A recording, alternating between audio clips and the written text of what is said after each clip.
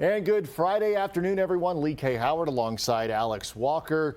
This is your countdown to game time, brought to you by Bluegrass Orthopedics, the good people over there sponsoring this all season long. The game time, Alex, that we're counting down to is the Kentucky softball game tonight in the Super Regionals. It's exciting. You're at the stay up late, too. Brew a late cup of coffee. 9 o'clock start, I believe, for Washington and Kentucky. Super regional action. Kentucky back for the 4th straight season. Yeah, this is big. I mean, Kentucky for the last 3 years has made a habit of going out to the Pacific Northwest to play. It was Oregon the previous 2 years. It's Washington this year. The one thing that they haven't made a habit out of is getting to Oklahoma City for the Women's College World Series the year after that. And, of course, they've only been once in their entire program history. That was 2014. Rachel Lawson and this group of seniors, Rachel Lawson was there. This group of seniors were not there, and they're trying to finish out their career by getting there. And this is the group that could do it. Every team, if you're in the super regionals, you're hot, right? I mean, you're riding some sort of momentum, but Kentucky may be one of the hottest teams in this tournament. 26-4, so they outscored their opponents in the regional here in Lexington.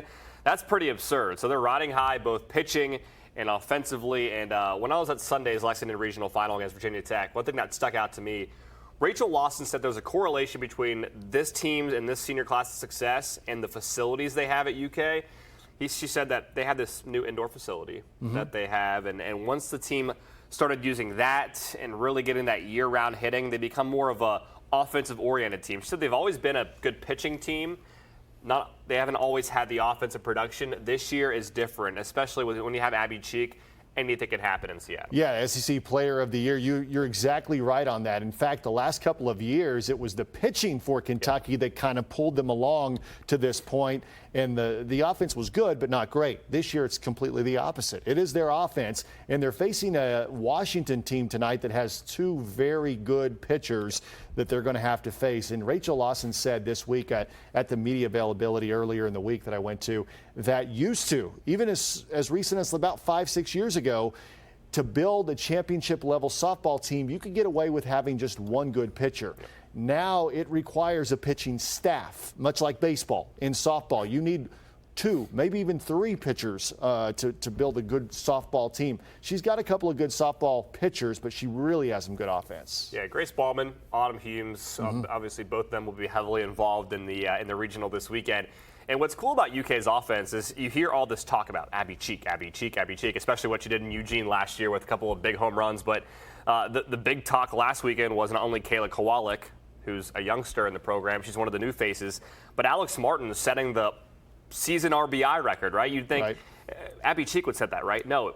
Abby's always first up the bat, always gets walked, and then Alex just drives her in, right? Home runs, RBIs. So Alex Martin's been swinging a hot stick, and they're going to need all sorts of production in Washington. And by the way, if you're going to watch the game later, one of my favorite parts about Seattle and Washington Stadium, they have one of the prettiest backdrops. Oh, sure. To a softball. It's just a huge lake and mountains and nice trees. So it's going to be a really cool scene out in Seattle later tonight. The team always talks about passing the bat down, and that's how other players are able to set the RBI record. Alex Martin's, or be the SEC Player of the Year and lead the conference in home runs, things like that. But yeah, that game tonight, 9 o'clock Eastern time, because they are out on the West Coast, and it is a 3-game series. Of course, if they win tonight, well, regardless, they'll play again tomorrow night. That one's even later. It's a 10 Eastern game tomorrow night, and the if needed Sunday game would also be at 10 o'clock on Sunday. All 3 of those games are on ESPN2,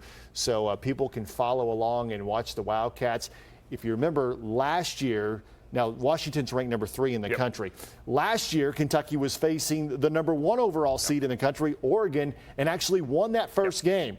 1 win away from the College World Series and had 2 heartbreaking losses on Saturday and Sunday. So you can bet they're going to remember that this year. Yeah, and it's super obvious. I'm not trying to dumb this down, but that first one is so big. You win Friday, and you got 2 shots to win once. It's same with the Lexington Regional Final. You go in unbeaten, you have 2 shots to win 1 game, and that takes a lot of pressure off you.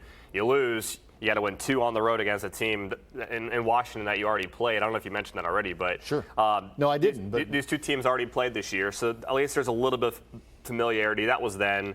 I mean, this is a very different time in the season. Both teams have grown significantly, but I think that certainly helps. They've played them. They know that lineup. The pitchers have already seen some tape against themselves, so that certainly doesn't hurt if you're Kentucky. Yeah, that game you're referencing was back in late February. It was out at a tournament in California, so a neutral site game, and Washington won the game 4-2, but like you said, it wasn't some big blowout. There wasn't some, huge difference in these teams. And that's the thing. When you're at the regional round, like you were this past week, there can be some significant differences between maybe Toledo and Kentucky or Virginia Tech. But when you get to the super regional round, I mean, all of these teams that are playing tonight, the error of margin between the different teams is like that. So anybody can win these games. Well, the other thing that's cool, too, about the super regional round is you just look at all the schedules of the games going on. Some of them last night starting, some of them today. That's just SEC all over the place. All 13 teams, again, made the tournament.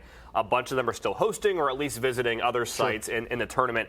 And I believe it was it Alex Martins? Yep. Alex Martins at the media availability last week said, look, to some, going to Seattle, going to Washington might seem tough, but being in the SEC, it's like playing in a super regional every single weekend. You're going to Alabama, to LSU. And if that doesn't prepare you for what they're going to face this weekend, I don't know what will. Yeah, so the two best conferences in softball in the country, the SEC and the Pac-12, those two teams meeting up. And, of course, we will have the highlights of tonight's game and tomorrow night's game and maybe even Sunday's game hopefully on WKYT at 11 o'clock in those newscasts, so you can tune in there. All right, let's shift gears now a little bit to basketball. Basketball season is over, but it is now less than a month away from the NBA draft in June. And you were recently, Alex, at the NBA Combine in Chicago last week. 3 guys there from Kentucky. Talk about that and what you heard from those guys. Yeah, it was a neat experience in Chicago, and all 3 guys from what they said on set of the ESPN feed and from what they told us individually in breakout interviews, they impressed a lot of people, right? I mean, these are 3 guys from UK that are all going to go in the first round. It's not guaranteed, but it's highly likely all 3 guys go in the first round. And what's neat about this group is you don't know which one's going to go first. I mean, originally you thought it was going to be P.J. Washington. He might be a lottery pick. He should be a lottery pick. But now, if you like Tyler Hero or Keldon Johnson, you got to go up and snag him. So all 3 guys did well in their interviews. They impressed us with what they said, especially Keldon. We know Keldon is a character. He's got a lot of charisma.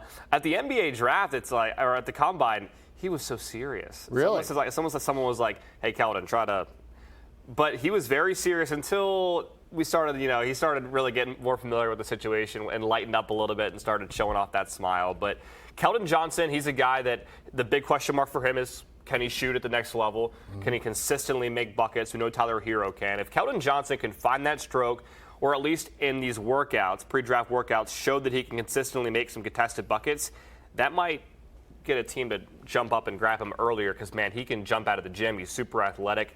Tyler Hero is one of those guys where if a team is there and Tyler's still on the board and you need a guy that can consistently make threes, he is your guy.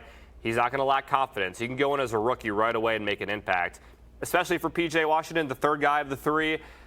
Man, he could be a lottery pick, and in my opinion, he should be a lottery pick. What he did at Kentucky from year 1 to year 2, you look at his ceiling, there's still a lot of room to grow, and I think P.J. is one of those guys that might make the most immediate impact at the next level when you're talking about guys that can step in right away. Yeah, and I think you make a good point about these guys. If you want one of those guys, just go up there and grab them and snag them. I think a lot of the success for PJ, for Keldon, for Tyler will all depend on what team drafts them. They're all guys that are a little bit specialized in a way. None of them are superstars. None of them will probably be all-stars unless they end up on the right team. And you put Tyler Hero on a team that needs that shooter. You put Keldon Johnson on a team that needs a guy who's just an athlete that can really, drive and things like that. You can really find or see those guys really making a steep projection as far as their play. So that's going to be so interesting to me as far as where they end up on draft night, because it may be a rougher road if they end up with a team that maybe doesn't need them right away. They may spend some time in the D League or the G League as it is now until they are up on the big stage, so to speak. But these guys, it's going to be interesting to see where they end up on draft night. And it's, of course, as a guy going into the NBA draft, you want to be as high up as possible. You want to be those top 10 picks. You want to be in the lottery. But as you guys well know, the farther you drop down that list, the better team you're going to join. I mean, it's not like, do you want to go to Cleveland right now? Do you want to go to, or do you want to go to the Boston Celtics? Or do you want to go to one of those teams, Indiana Pacers? They have a very young, strong core. I know a lot of people have Tyler Hero going to the Pacers in their mock drafts, a Keldon Johnson maybe to the Celtics.